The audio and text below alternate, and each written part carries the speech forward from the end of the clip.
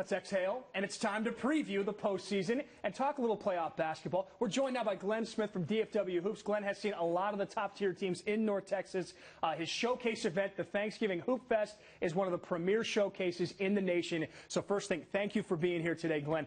And I want to start with 6A Region 1. We have a potential third-round matchup between Duncanville and DeSoto. That's awesome. A second-round potential matchup between Pierce and Geyer. Both would be great. What do you see from those matchups there? Because I'm hoping it happens. I'm hoping it happens as well. The DeSoto-Duncanville game could be really, really interesting because both teams haven't played each other since the thing that happened last year at Duncanville High School. That's a rivalry game, the Beltline rivalry. I think that Duncanville will probably prevail because they are one of the hottest teams in the state right now and currently ranked #1. Yeah, they're really good, no question. That Geyer team, though, they're fascinating to watch, too, as well. Dyer is one of the teams that has picked to win state this year. They are ranked #2 in the state, but they have played one of the hardest schedules of anyone in the country. They beat two highly ranked teams out at the Hoop Hall West in Arizona, and they pretty much ran the show here locally. Yeah, and you know, after coming up just a little short last year, they're hungry to get back in it, no question about that. All right, 6A Region 2 features South Garland, Jesuit, Allen, Rockwall. I mean, it's loaded. And if a North Texas team comes out of Region 2, I want to know who you think would be that team that could make it out of there. It's hard to bet against Sam Williamson and Rockwall as well as South Garland with Tyrese Maxey and Chris Harris. Both those teams have probably the best backcourts in the state. I know that everyone is really, really riding the Allen team since they did win state last year. But this year, Jesuit has had their number. They beat that team twice this year, and they're really, really playing well. Maxey was so good in the postseason last year, too. I'm expecting a lot from him as well. All right, let's move on to 5A Region 1. Justin Northwest, Little Elm, and Mansfield Timberview are all there. It's intriguing with R.J. Hampton and Little Elm. The guy's amazing, leading the way. They did lose their super freshman, though. Trey White left in the middle of the season. Do you think that somehow R.J. Hampton can still lead Little Elm to that win there? If I'm going to ride anybody's back, I'm going to ride R.J. Hampton's back.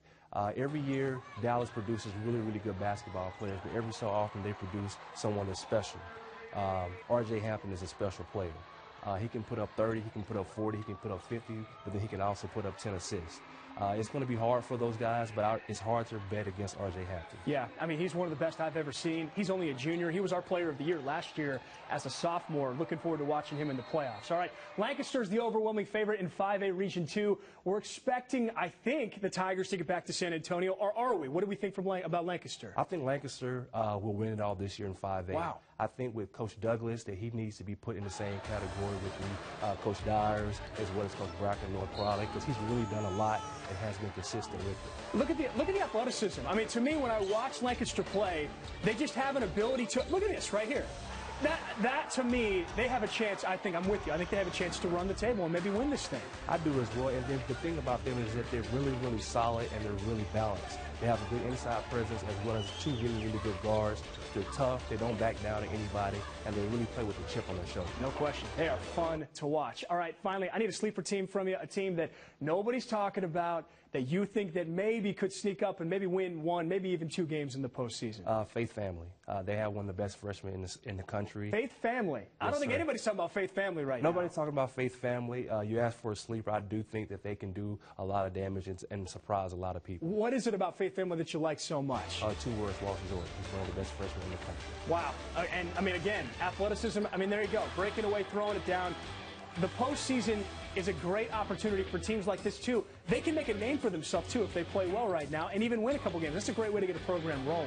No doubt about it. Their coach recently came to there from Cedar Hill where he got that program back rolling.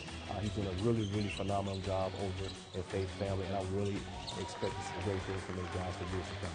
Expecting a lot from DFW teams in general. The postseason almost here. It is going to be awesome to watch going forward. Glenn Smith does a great job talking hoops. I appreciate you being in studio. Thank you guys so much. Thank you. Check out his work with DFWHoops.